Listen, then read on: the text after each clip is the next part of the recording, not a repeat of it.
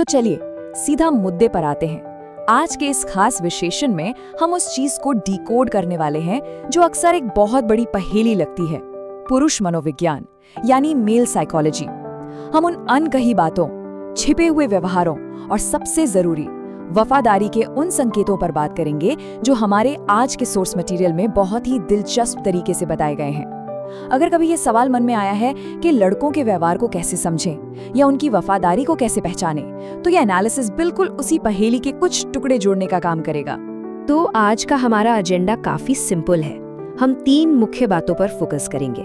पहला, लड़कों के छिपे हुए व्यवहार। दूसरा, उनके ट्रिगर्स और पोजेसिवनेस। और तीसरा, वफादारी का असली परीक्षण। चलिए आगे बढ़ते हैं। भाग 1, छिपे हुए व्यवहार। आइए सबसे पहले उन भावनाओं की बात करते हैं जो अक्सर अनकही रह जाती हैं।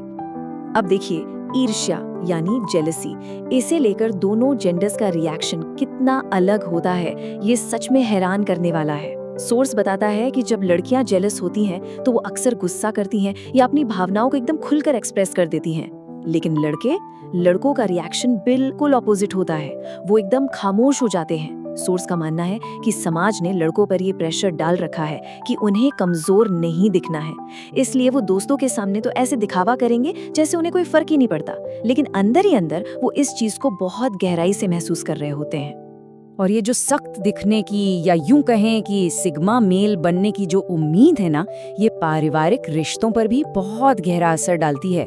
सोर्स के मुताबिक लड़के अपने परिवार के लिए और खासकर अपने पिता के लिए एक बहुत ही मजबूत प्रोटेक्टिव स्टैंड लेते हैं। मतलब वो उनके लिए लिटरली कुछ भी कर सकते हैं।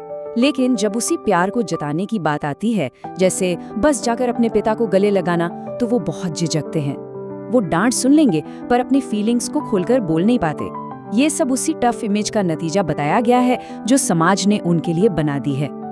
अब जरा शॉपिंग की ही बात कर लेते हैं। सोर्स ने यहाँ एक बड़ा ही दिलचस्प ऑब्जर्वेशन शेयर किया है। हम अक्सर देखते हैं कि महिलाएं शायद कई सारी चीजें देखें और बिना कुछ खरीदे वापस आ जाएं, लेकिन लड़कों की साइकोलॉजी यहाँ थोड़ी अलग काम करती है। सोर्स का दावा है कि लड़के कई बार सिर्फ और सिर्फ दुकानदार की मेहनत देखकर एक सहानुभूति में सामान खरीद लेते हैं। उनका लॉजिक होता है कि यार बेचारे ने इतनी मेहनत की है, इतना सामान दिखाया है, तो चलो कुछ ले ही लेते हैं। मतलब बाहर से एकदम सख्त दिखने वाले लड़कों के अंदर एक इस तरह की संवेदनशीलता भी छिपी होती है। तो इससे एक बात तो साफ है कि लड़के भी रोते हैं, उनका भी दिल टूटता है। सोर्स ने ऐसी 3 बहुत ही स्पेसिफिक सिचुएशंस बताई हैं जहां उनका वो सख्त आवरण पूरी तरह टूट जाता है। पहला, जब वो अपने माता पिता को किसी भारी तकलीफ या बेबसी में देखते हैं। दूसरा, जो कि इमोशनली बहुत ही ज्यादा डिस्टेस्टिंग बताया गया है, वो है अपनी पसंद की पार्टनर की शादी किसी और से होते हुए देखना। और तीसरा, सोचिए एक लड़का सालों तक किसी एग्जाम के लिए दिन रात एक कर देता है, लेकिन फिर किसी भाई भतीजावाद यानी नेपोटिज्म के चक्कर में कोई और उसकी वो मेहनत से कमाई सीट ले जाता है। इन पलों में उनकी वो खामोशी आंसुओं में बदल जाती है। चलिए अब आते हैं भाग 2 पर, ट्रिगर्स और अधिकार की भावना। यहाँ हम अतीत और पॉसेसिवनेस की बात करेंगे। सोर्स के नजरिए से देखें तो जब लड़के किसी सीरियस कमिटमेंट के बारे में सोचते हैं ना, तो उनकी प्राथमिकताएं काफी अलग होती हैं। क्रिएटर का तर्क है कि जहां लड़कियां शायद एक पार्टनर की फाइनेंशियल स्टेबिलिटी या उसकी पर्सनालिटी से ज्यादा इंप्रेस होती हैं, वहीं लड़के शुरुआत में 2 चीजों पर बहुत ज्यादा ध्यान देते हैं। एक तो शारीरिक रूप और दूसरा पार्टनर का कैरेक्टर, जिसमें उसका अतीत यानी उसका पास्ट भी शामिल है। सोर्स इस बात पर बहुत जोर देता है कि लड़के इस चीज की बहुत गहराई से परवाह करते हैं कि उनके पार्टनर का पास्ट कैसा रहा है।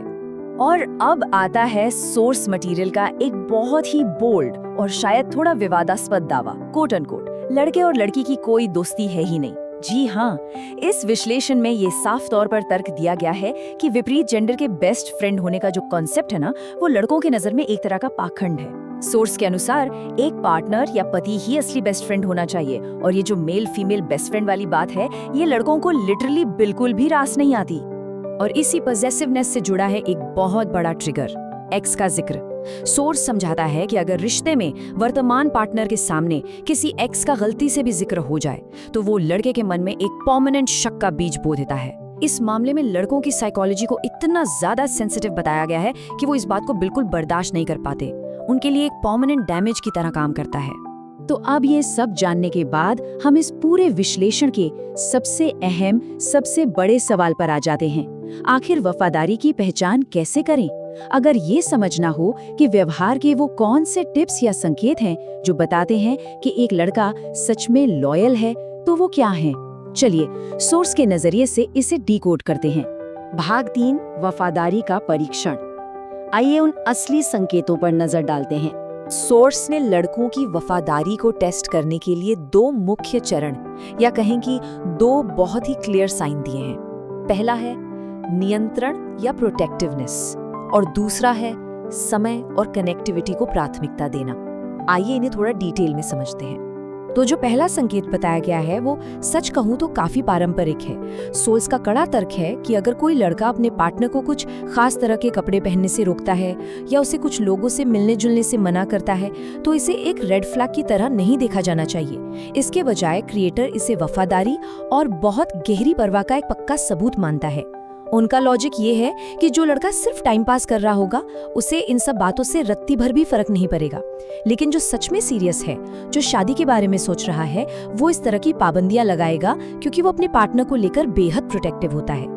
अब आते हैं दूसरे संकेत पर, जो पूरी तरह से समय और प्राथमिकताओं यानी प्रायोरिटीज का खेल है। सोर्स एक बहुत ही प्रैक्टिकल टिप देता है कि एक वफादार पार्टनर हमेशा और हमेशा समय निकालेगा।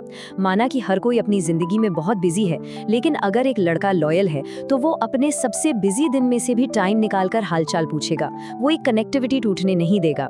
और सबसे जरूरी बात, अगर कभी छोटी मोटी बातों पर झगड़ा हो भी जाए तो वो ईगो नहीं दिखाएगा। वो जल्दी से उस झगड़े को सुलझा लेगा और बात को लंबा नहीं खींचेगा। और बस यही बात हमें आज के इस विश्लेषण के अंत में एक बहुत ही गहरे सवाल पर लाकर खड़ा कर देती है। हमने देखा कि ये सोर्स वफादारी को एक बहुत ही पारंपरिक और प्रोटेक्टिव चश्मे से देखता है, जहां नियंत्रण को देखभाल का ही एक रूप माना गया है। लेकिन ये सोचने वाली बात है, क्या पॉसेसिवनेस और कंट्रोल जैसे ये पारंपरिक पैमाने आज की मॉडर्न और बदलती हुई डेटिंग दुनिया में भी वफादारी की सही परिभाषा तय करते हैं, या फिर समय के साथ वफादारी के मायने भी पूरी तरह बदल चुके हैं? इस सवाल पर जरूर सोचिएगा। आज के इस डीप डाइव में हमारे साथ जुड़ने के लिए बहुत बहुत धन्यवाद।